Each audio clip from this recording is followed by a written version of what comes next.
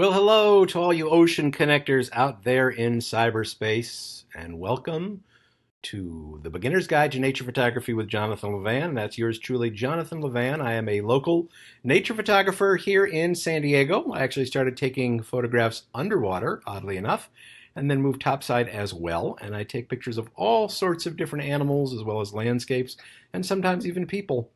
And so today we're going to talk a little bit about nature photography and photography in general. I'm going to give you some tips on the best way to take photographs. And if you have a camera, great. If you have a phone with a camera, great. But you don't even need a camera. You can also do drawings of things that you see in nature. You can even just think about composition. Composition is the most important thing about photography. It's what you're looking at and you deciding that that is going to be the best picture. And so a way you can do that without a camera is to take a thumb and a forefinger on your left hand and a thumb and a forefinger on your right hand, hold them up. So you've got a backwards L and a regular L, and then you make a box, right? Hold your fingers, touch your index finger to your index finger and your thumb to your thumb, and you've made a little box that you can look through and decide what is going to make the best picture. So that's something you can do until such time as you get yourself a camera. Just be thinking like a photographer. So what are some things that you can take photographs of? Well, the easiest thing to do is to get up really early in the morning when the sun's coming up, or wait until the sun goes down. We have a lot of beautiful sunsets here on the California coast.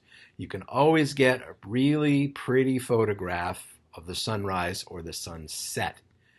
But one thing that I want you to think about is don't just take that one photograph. Move around.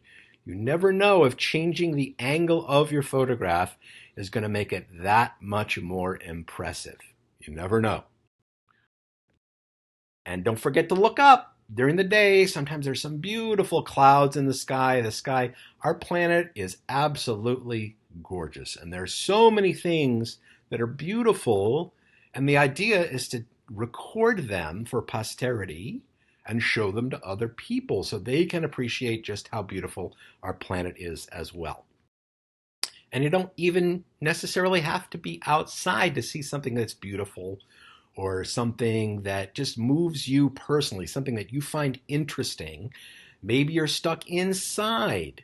You can't get outside during the day for some reason.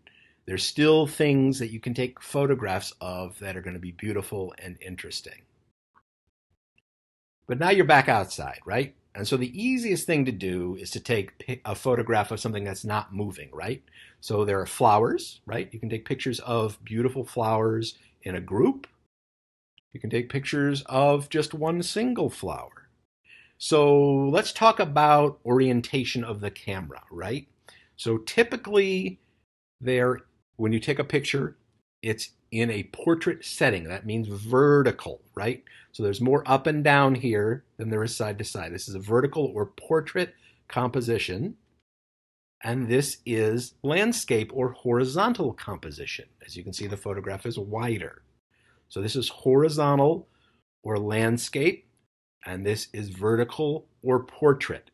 So it depends on when you're holding the camera in its usual orientation, that is landscape or horizontal. If you turn it on its side, that's vertical or portrait. So you want to think about what position you want to have your camera in when you're taking the picture.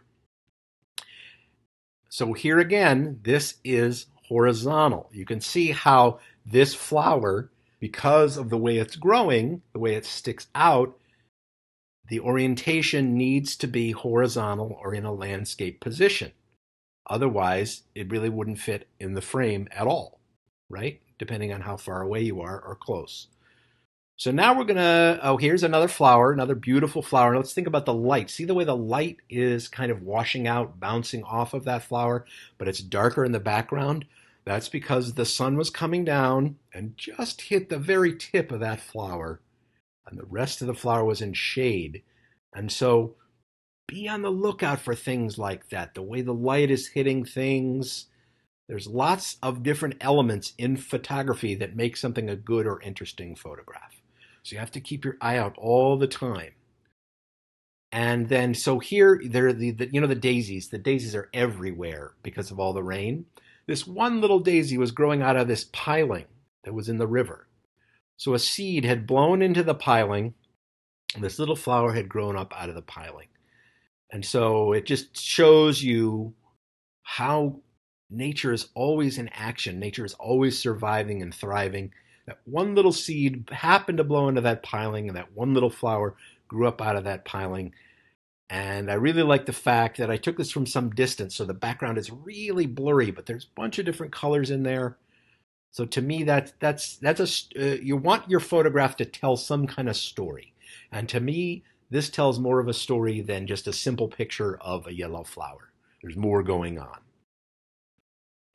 So now we move on to animals, right? And so when you're taking pictures of animals, you want to move really slowly. You want to move really quietly because you never know what you're going to see or when you're going to see it.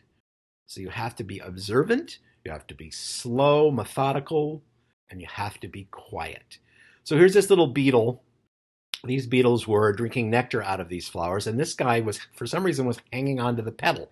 So I took some pictures of the beetles drinking the nectar, but this to me was more interesting because it looks like he's like someone lying on the beach on a towel, right, on a beach towel, because he's hanging onto the petal there, and he's just kind of hanging out. And so some people, they think bugs are gross or ugly, but I find them really interesting, and this guy I think is really cute and cool and worthy of a photograph. And here's another really cool looking insect drinking nectar from the flower. And I just like the green color against the yellow background. So again, if you don't stop and really look at these flowers, you're not going to notice the insects that are inside them that can provide you with an interesting photograph. So this is it looks like a moth. There's actually a kind of butterfly called a skipper butterfly, and I was able to get really close with the kind of lens that I was using. And they've got these big dynamic eyes and these cool little antennae, and they're called skippers because they fly and land and then fly and land. And it's hard sometimes to get a photograph of an animal, so you have to be patient and you have to take a lot of photographs. Just keep pointing and focusing and pointing and focusing and taking a picture and taking another picture. It's all about practice and repetition is how you're going to get to be a good photographer, but particularly a good nature photographer. So here's another moth. And again, let's talk about, this is landscape orientation. And then we go to portrait orientation, which is up and down. This beautiful moth, it's called an ornate tiger moth. But what's really interesting about it to me is the background. It's on a leaf, and you've got all those veins in the dried out leaf. And I think this adds a lot to the photograph. The moth is beautiful in itself, but then you have got the leaf in the background. Makes it much more interesting, dynamic photograph than it would be if the moth were just like, say, on a painted wall or even in the grass. So again, you got to look for opportunities. You never know what you might see. Here's a butterfly. So when you're taking pictures of animals, you really want to focus on the eye of the animal. Now, sometimes animals don't always have eyes, like snails just have antenna. Snails and slugs and nudibranchs, animals like that, they just have antenna, so you want to focus on the antenna. And it's a good place to start is with butterflies and moths because they have both eyes and antenna. So you really want to make your sharp focus on the eye and on the antenna. If you look at this photograph, you see that the antenna is very sharp, the eye is particularly sharp, and then the further you go back on the butterfly, the wing is kind of out of focus. But that's okay. It's just slightly out of focus because you start on the face and then you move back. And so by the time you get to that slightly out of focus area, it doesn't really matter. Focus is not always necessarily the most important thing in a photograph. It really depends. Sometimes photographs that are particularly artful or painterly, which means they look kind of like a painting, are not necessarily the most in focus photographs. So again, when you're looking around, be observant. We have lots of honeybees here in San Diego. Now, those are European honeybees. They were actually brought over by the Pilgrims, and they were used to make honey, and they still are very prevalent here in California and all over the country. But we have here in California, particularly in San Diego, we have many native bees. And this is actually a kind of wasp, a kind of sand wasp. And you can see how much more beautiful it is than your standard honeybee. It's got the big green eye and the beautiful blue and black body stripes. And I noticed it because it flies very differently than your typical European honeybee. And so you have to be observant. And I just think that this is a really cool and beautiful insect. And here's a bumblebee. And you might say, oh, bumblebees, there's lots of bumblebees. This is not your standard yellow bumblebee that you would see. This is actually a Sonoran bumblebee, which is a different kind of bumblebee that we have here in California. And you notice this orange ball down here. That's actually pollen that it's collecting, nectar and pollen that it's collecting. So it's hoping to pollinate all the plants.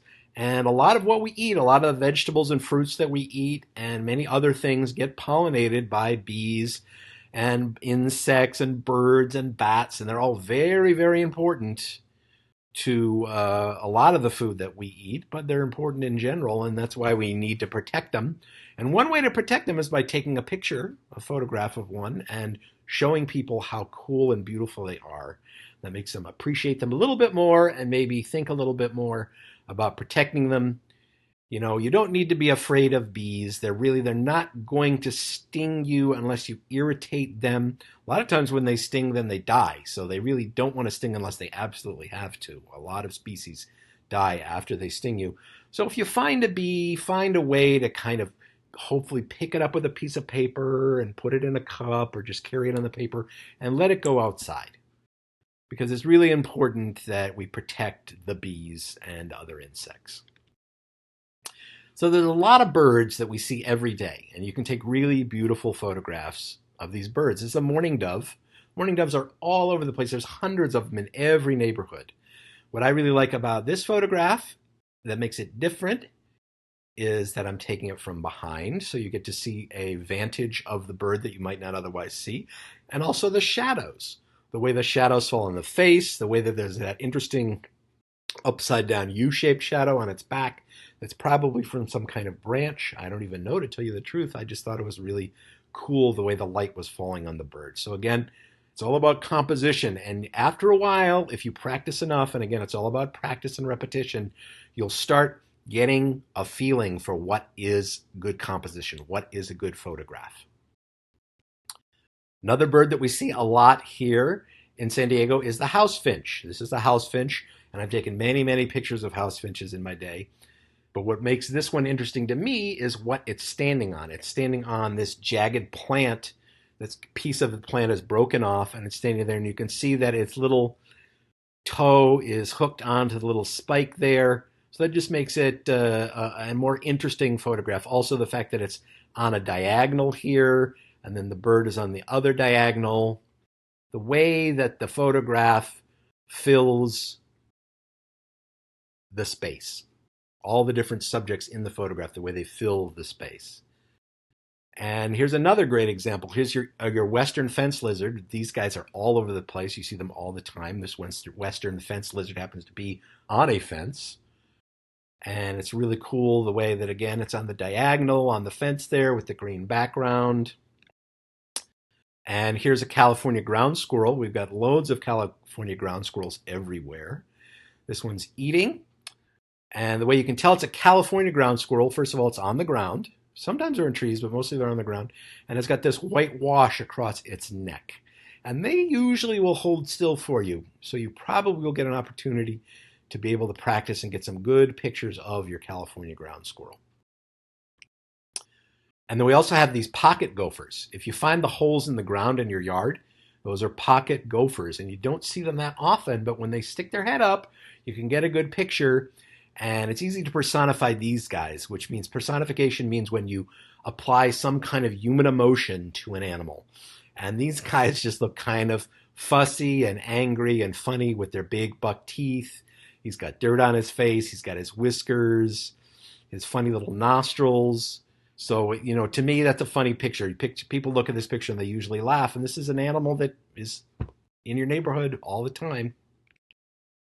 And then sometimes you just come out in the morning and you notice something and like, wow, that is a cool picture. So at night, spiders build webs to catch insects to eat. They usually build one a night, depending on the species of spider, and then they move on, and the next night they'll build another one. So the spider built its web, and then there was dew overnight. And so the reason that this spider web stands out so much is because it's covered with dew. It's covered with little drops of water.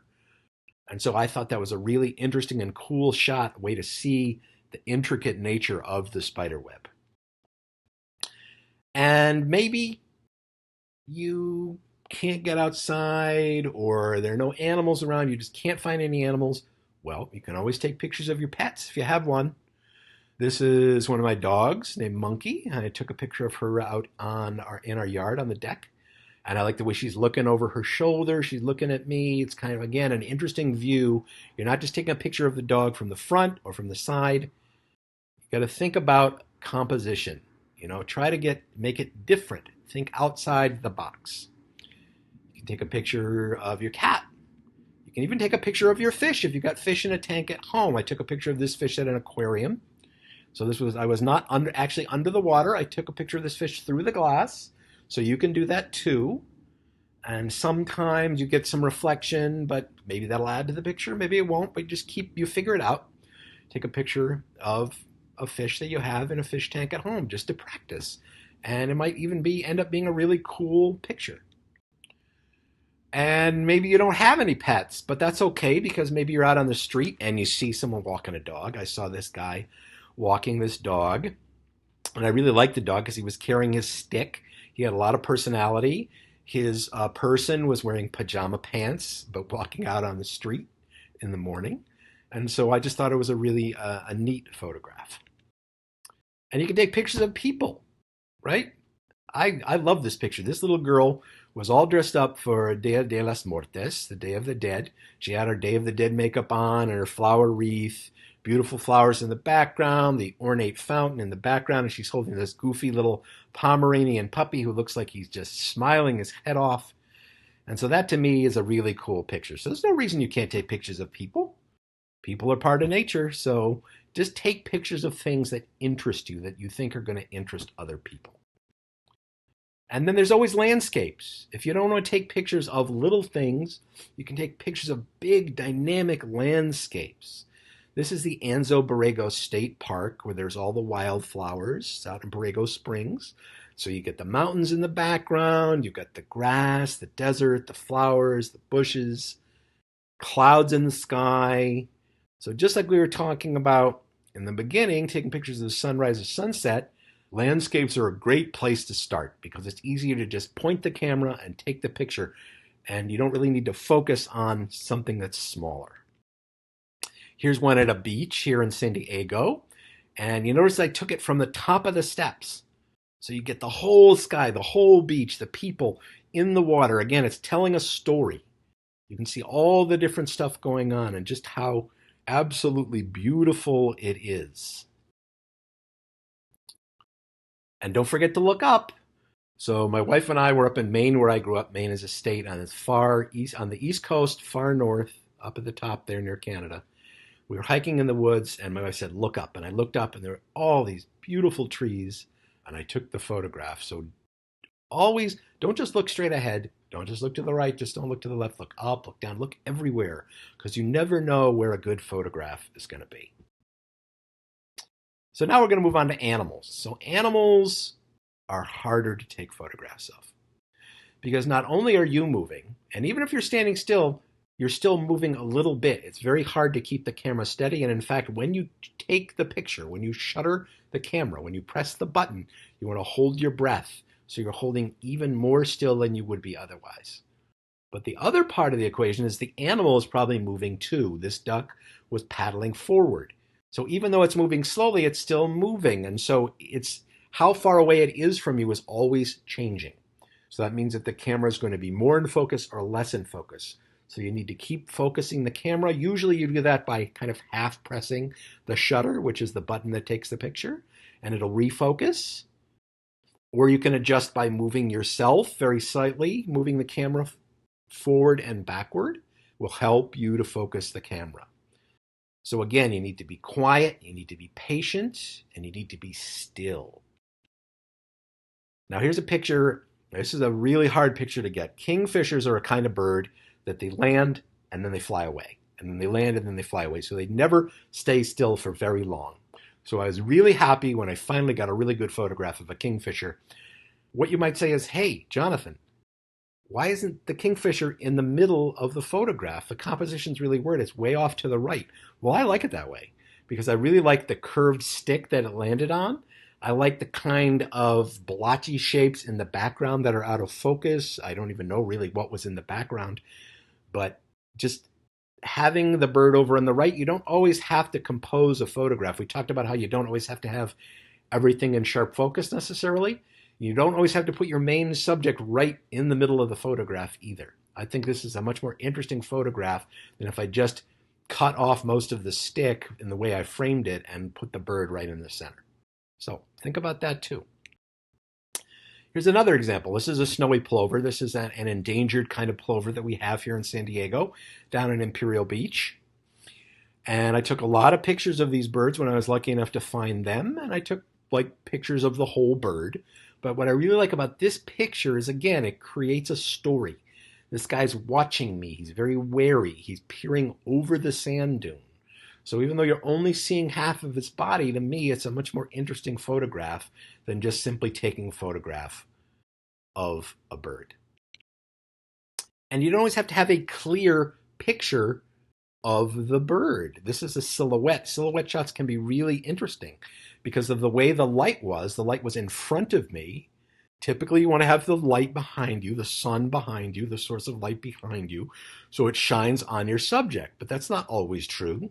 A lot of times with landscapes, you can take pictures into the sun, and it creates a really interesting effect.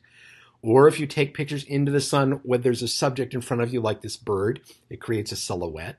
So you really just see the outline of the bird. And in this case, you not only get the outline, the silhouette of the bird, but you get the reflection of the silhouette. You get the water being two different colors because of the way the light was. And there also happened to be raining that day, so you've got some raindrops coming down here.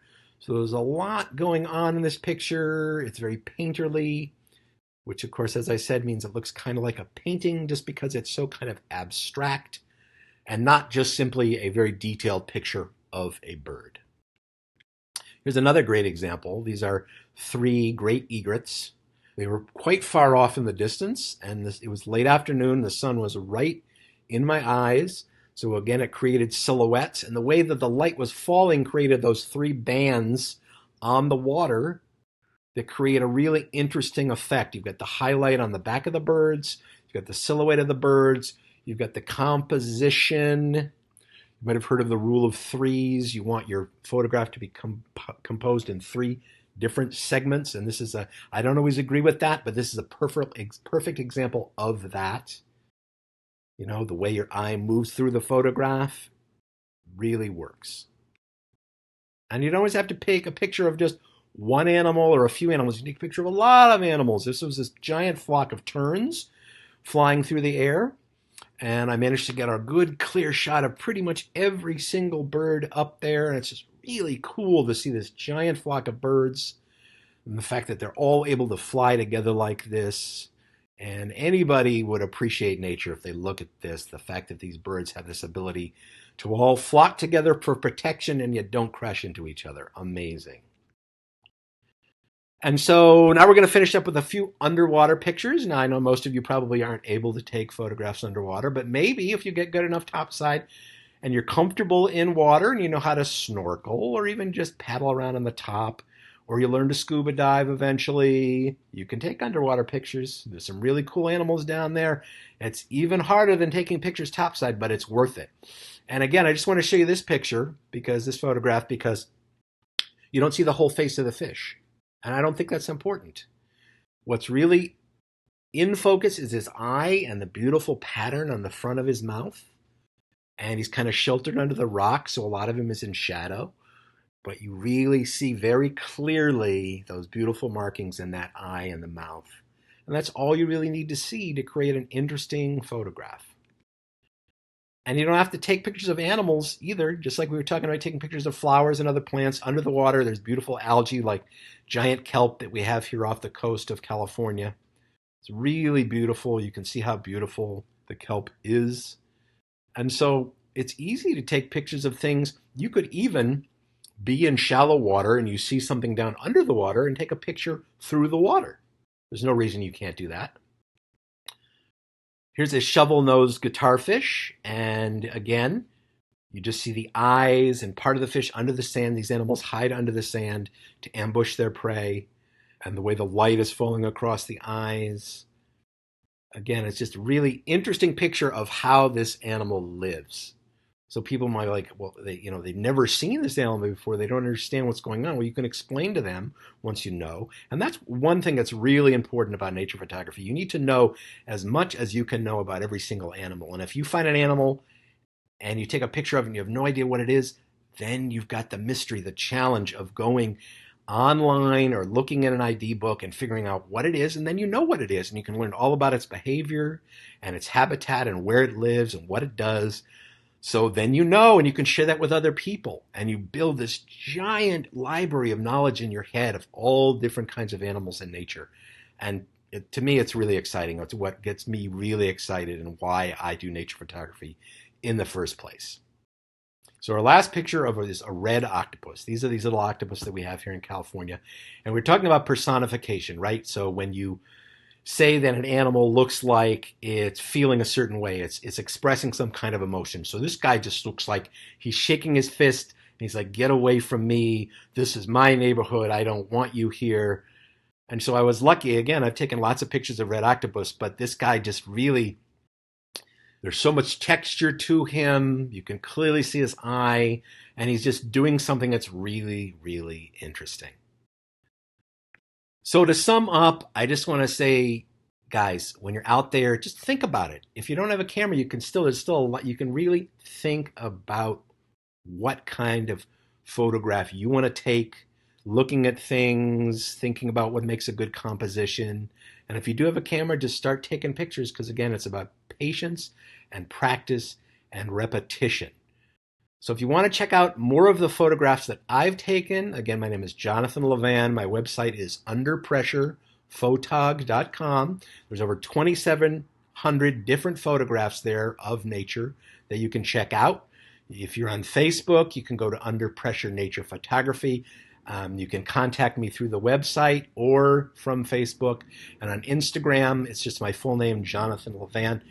If you do contact me, I will definitely answer you. I'm happy to answer any questions you have about nature photography. So again, thank you for being here today and learning more about nature photography. Hopefully the next time I see you, we'll be out in nature taking pictures. We'll have cameras that you guys can use. Thanks for listening, and hashtag enjoy nature every day. Have a good one. Take care.